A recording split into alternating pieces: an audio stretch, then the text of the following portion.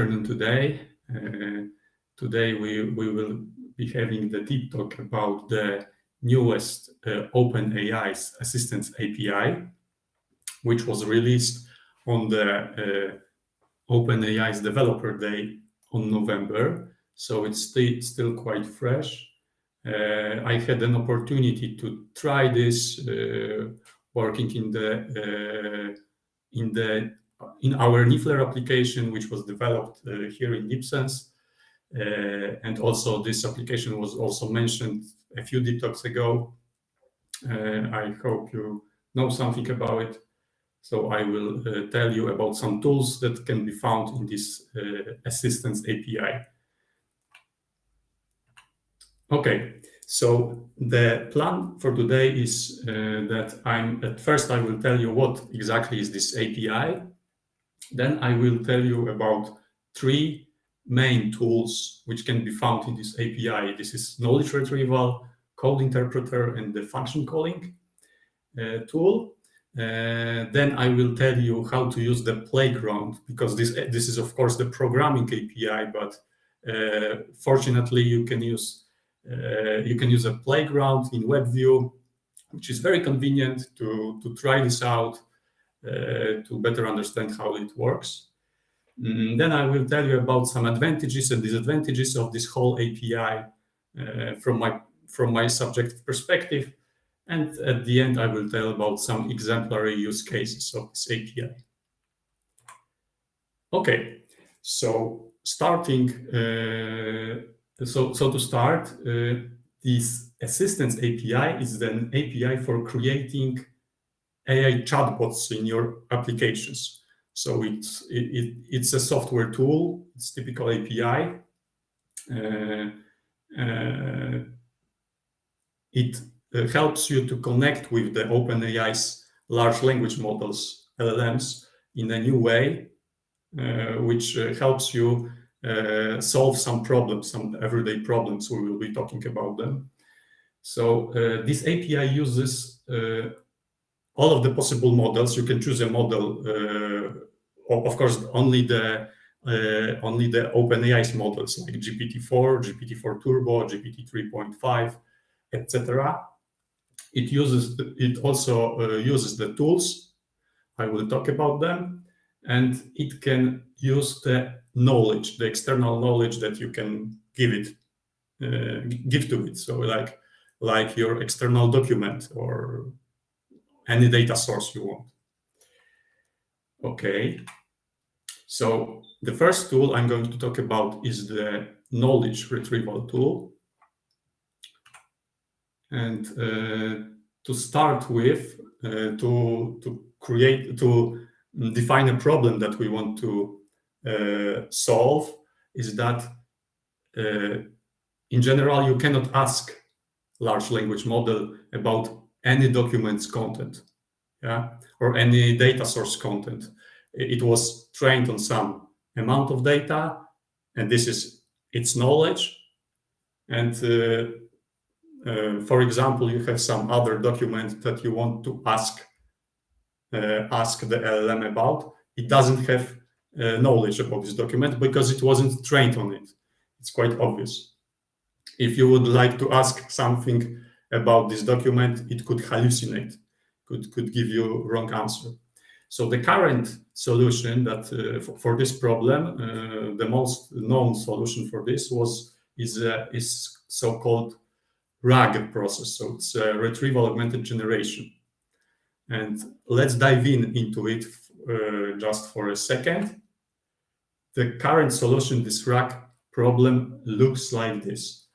So you have your question that you want to ask to a specific document, because you don't want to read it, you just want to ask a question. In order to do it, at first you need to extract the text from the document and then split this text into chunks, into some pieces, small, maybe not very small, but some pieces. And for each of these pieces, for each of these chunks, you should calculate the embeddings, the vector the vector representation which semantically defines the content of the specific chunk. You do it with specific tools for this embedding calculations. These tools are also in OpenAI itself. There is a model for calculating these embeddings called ADA, so you can use it. So you calculate the chunks for each, calculate the embeddings for each of the chunks. You also calculate the embedding for the question. And in order to find the chunk or a few chunks which possibly have or has the answer to your question, you need to somehow compare the embedding of your question with each single embedding of each single chunk. And this is done here. So you need to somehow implement some similarity measure between these vectors. It can be more sophisticated or easier measure, but you need to implement it. You need to define a threshold, which defines when you get some embedding as a good embedding. You need to also define how many embeddings you get, because it's still a parameter. You can get 2, 12, how much you want. And when you have these most similar embeddings, you get the corresponding chunks for these embeddings. You also get a user question. And with all of this, you build quite a big prompt to the large language model, so that the model can know your question, know based on which data it should answer on this question, etc. You give it to the large language model, and theoretically you should get the answer. Finally, you also may have some conversation history database, which is also used to have some context when you are chatting with some document. If you want to have a bigger context, you also need to manage this database. So even if in its simplest form, this whole RAG process, we can see it's quite complicated. So this knowledge retrieval tool, the first tool I'm talking about, makes it a little bit easier. So now it will look like this. You create one assistant, just one assistant, and you turn on this knowledge retrieval tool. And the only thing that you need is your question and your document, and you can get the answer. All other things are encapsulated here, so you don't have to worry about this whole RAG process, because it's implemented here and very well. And the parameters of this process are very well defined and optimized. So you don't have to tune, for example, the size of your chunk when you chunk the document into smaller pieces. You don't need to define the number of retrieved chunks. You don't have to define or decide about the method, about the similarity method when you have embeddings calculated. You don't have to decide about the model to calculate the embeddings. You don't have to decide about the similarity threshold, and so on and so forth. So all of this, it doesn't bother you. You don't have to worry about this. Your prompt is simple, because your prompt is just your question. That's it. You don't need to build a bigger prompt. This tool, this knowledge retrieval tool, and the assistant which uses this tool, it takes the full responsibility for the management of your conversation history. So the history of all of your answers and questions. Okay, and you don't have to manage the chunks retrieval, because it also is done behind the scenes. And what is also important is that in November, when the Developer Day happened in OpenAI, they also released their newest model, which is called the GPT-4 Turbo, which has a biggest context for among all of the GPT models so far. It's 128K, so it's quite a big context. In fact, I think it's over 300 pages of text at once. It can handle this amount of data. So yeah, it's quite good. So you don't need to use this tool particularly with this GPT-4 Turbo model, but if you decide to, then you will take advantage of this big context. Okay, I had an opportunity to test this tool, and comparing it with the Niffler application, which has this whole RAG process implemented, I realized that sometimes in our Niffler application, there is a problem with a simple question. The question is, please summarize the document. Because this question, summarize the document, this question wants to get all of the chunks, to get all of the document. And it's quite tricky to optimize all the parameters so that you can at the same time summarize the document well and also get an answer to the more specified question. So in general, the summarization was sometimes a problem in Niffler, and it sometimes can be a problem in the RAG application. Of course, here behind the scenes is also a RAG application. We don't see it, but there is a RAG application. But they somehow optimized it very well. And during my tests, I realized that this problem was solved, at least for the documents that I have seen. Another thing that is going on behind the scenes here in this knowledge retrieval tool is that the assistant automatically chooses one of the techniques. So the first technique is either it will pass the full content of the document if the document is short enough, or it will do the similarity search. So it will chunk the document and just select a subset of the chunks. So this is done behind the scenes. We don't know how exactly this strategy is implemented, but maybe in future they will give us more opportunity to manage that. What is important also in the context of our Niffler application is that this knowledge retrieval tool, it outputs citations, so we can get a strict substring from our text from which the answer was generated. So it's a good thing, and I can tell by myself that the quality of these citations is very good.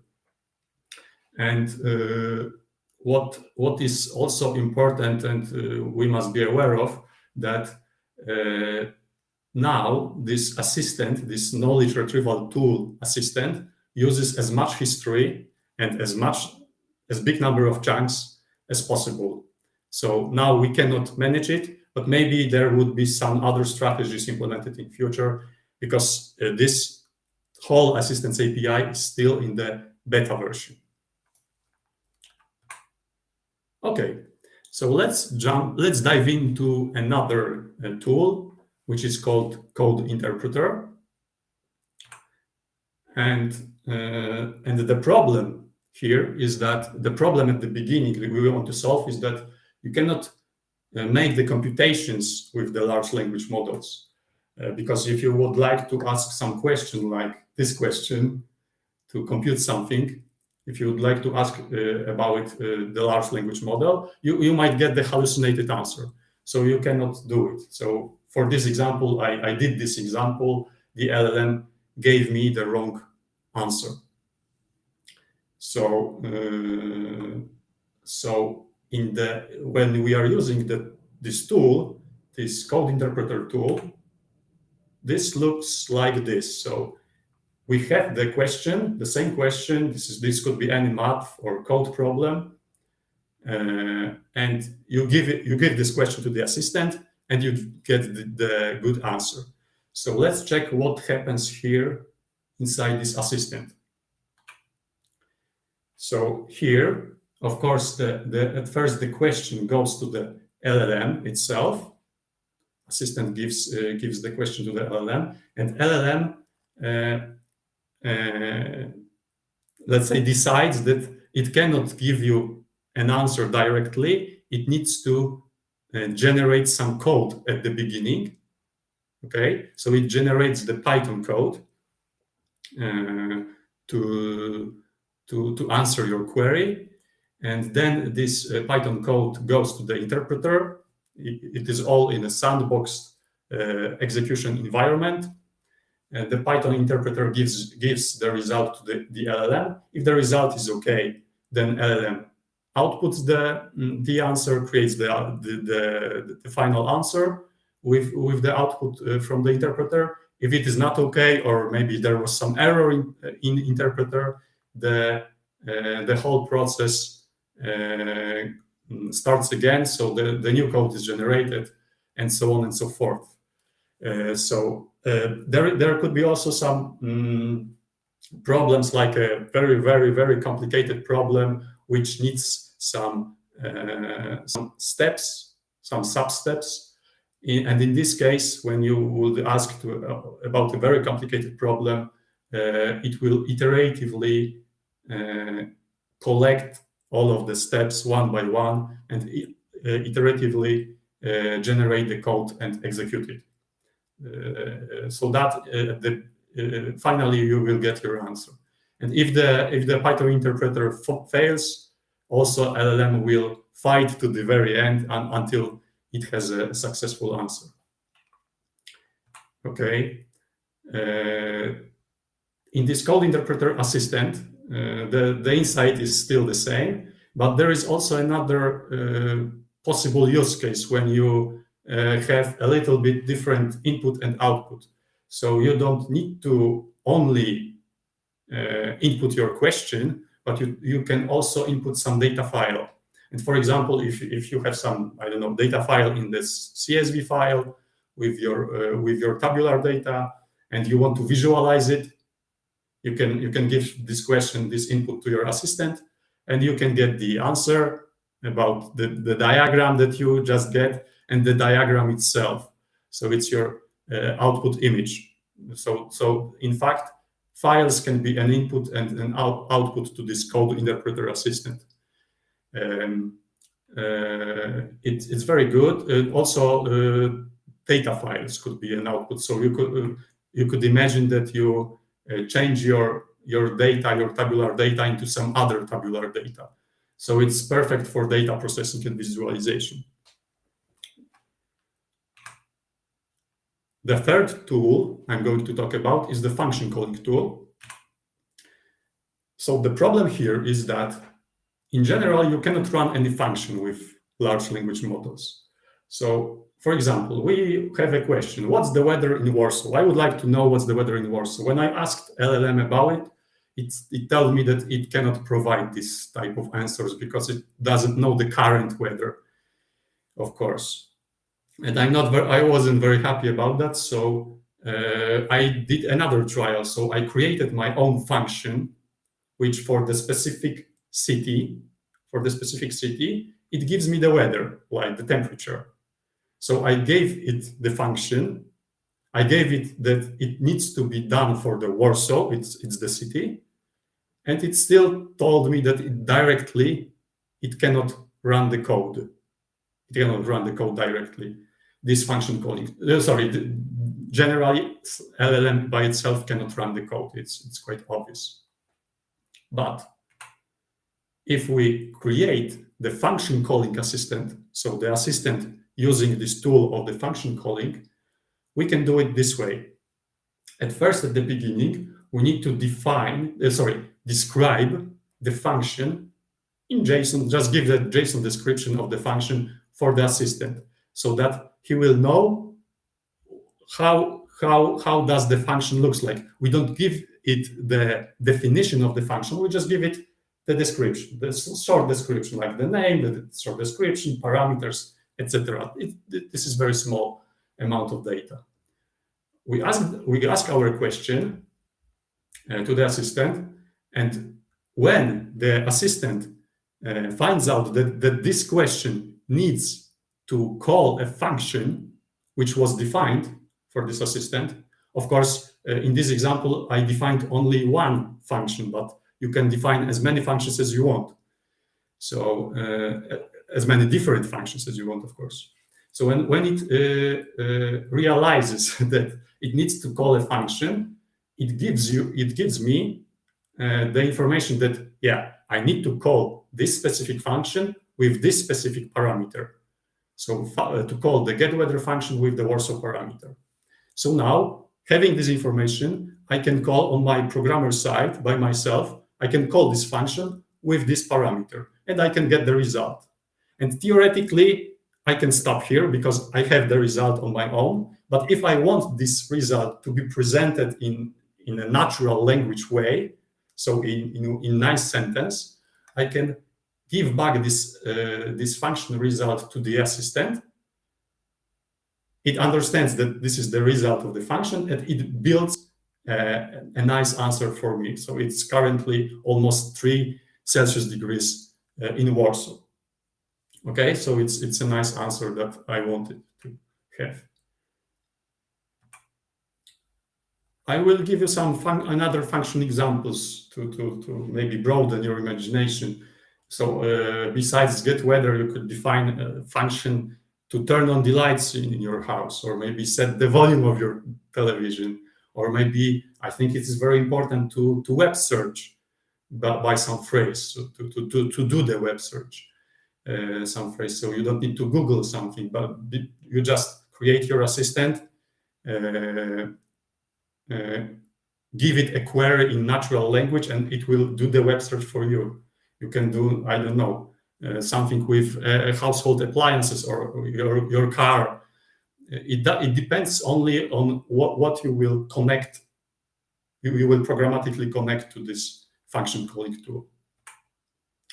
Another quite good feature of this tool is that it can call multiple functions at once. So if you, in the previous example, when we had this getWeather function, if I would ask it, which is warmer, Warsaw or Bydgoszcz, another city, it will tell me that, it will tell me these answers. So Warsaw at about 3 Celsius degrees is warmer than Bydgoszcz with 1.8 degrees. Great answer, this is what I wanted. And it is all done at once, in parallel, so it's good.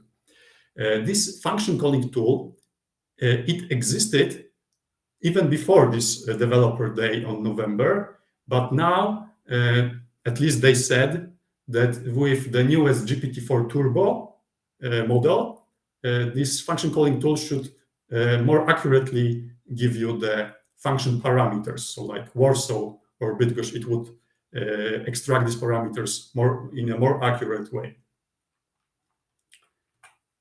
Okay, I will tell about the playground. So the place where you can use this API with no code at the beginning, just to start with and to better understand how it works.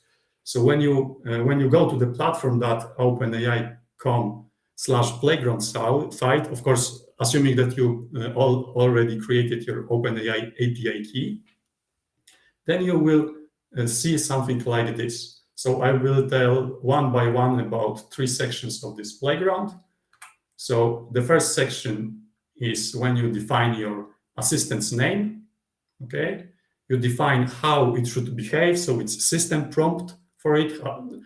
You could ask it to answer like Shakespeare or just answer your questions. So you just define your instructions. You define the model which you would like to use, and then you could define which tool of these 3 tools you would like to enable. So the function calling, or the code interpreter, or the knowledge retrieval tool. So in this example, I enabled the knowledge retrieval tool, and I also uploaded a file, some document, which I can upload here. The second is the chat. The second part is the chat, where you can enter your message, I entered my message. Also with the message, automatically the system prompt was entered, and I got a pretty good result for this message. It's about the document that I used. The third part is the logs part.